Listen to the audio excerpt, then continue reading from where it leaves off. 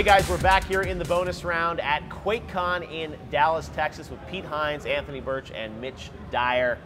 This week we are going to talk about a subject that's near and dear to the hearts of many people watching this on GameTrailers.com, PC gaming. It's back in a big way. Pete, you and I remember the good old days of Adrenaline Vault, all those great PC games. Yep. Bethesda's heritage, I think it's fair to say, is in PC games, fair right? to say, for sure. That's where we started, and something that we've stuck with. It's not back for us. It never went away. Never went away, but it's only going to get better. I feel like now we've also got, Anthony, these console platforms more similar to PC in architecture and things like that. So I feel like we're gonna, in the past, it's sometimes been hard to wonder will a game port from console to PC. It feels like now, developers and publishers are, I think, supporting PC even more than ever before. Yeah, I think it's because the PC is an open platform, so you're going to see more innovation and more revolutionary stuff. Like, you couldn't imagine a free-to-play game like League of Legends on the Xbox 360 or the PS3. They just didn't have the payment model. It just didn't support it. Right. So now we see a lot of the consoles trying to play catch-up with these innovations that PC gaming has made, in the same way that you see a lot of AAA games trying to sort of catch up to the innovations that PC indie games have made, because they could just be straight to the consumer rather than going through some sort of marketplace.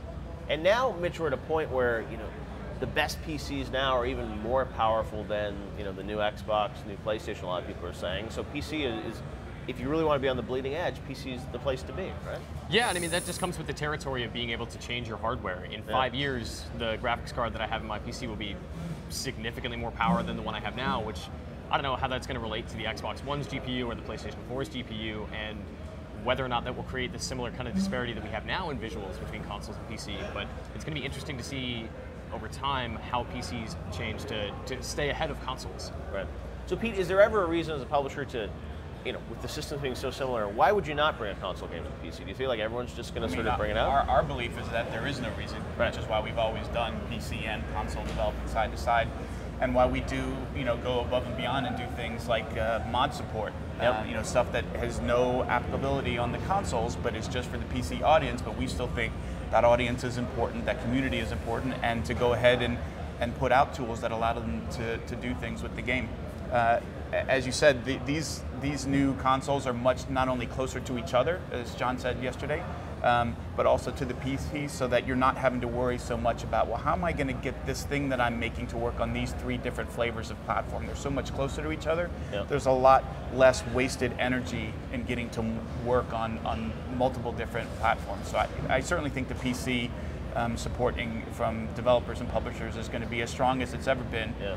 And then, as Anthony said, you've got all this innovation going on in the PC-only market because it's open, and folks like Riot and Wargaming have come out and put out these huge blockbuster franchises that have 30 million, 40 million, 50 million people playing the game. Those things aren't going away either, and folks are going to continue to look to innovate there and then see what they can bring to the console space as the console space tries to sort of bring in and adapt to these new ideas.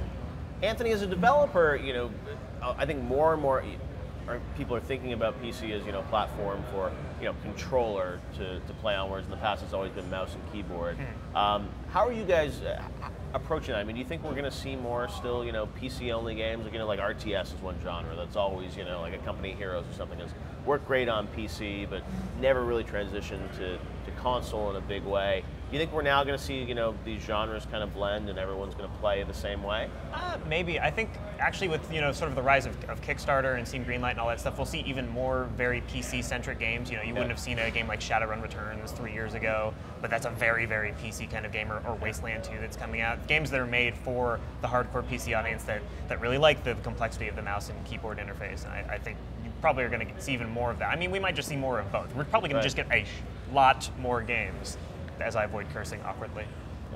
And things like Steam obviously being big on the PC. I think gamers love the opportunity to sort of experiment with a lot of new things. Mitch, there's been a lot of talk about the Steam box, and is Valve doing that? Is it coming out? Is that, you think, going to be a viable option for some people that want a game and they're going to say, hey, I'm not going to buy a console this time, I'm going to go to a PC-based box?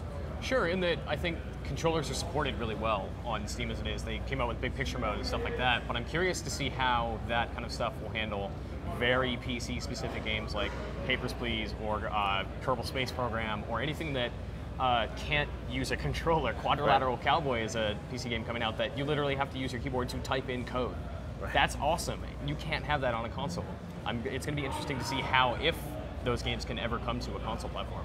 All right, guys, we'll be right back here in the bonus round. Stick around.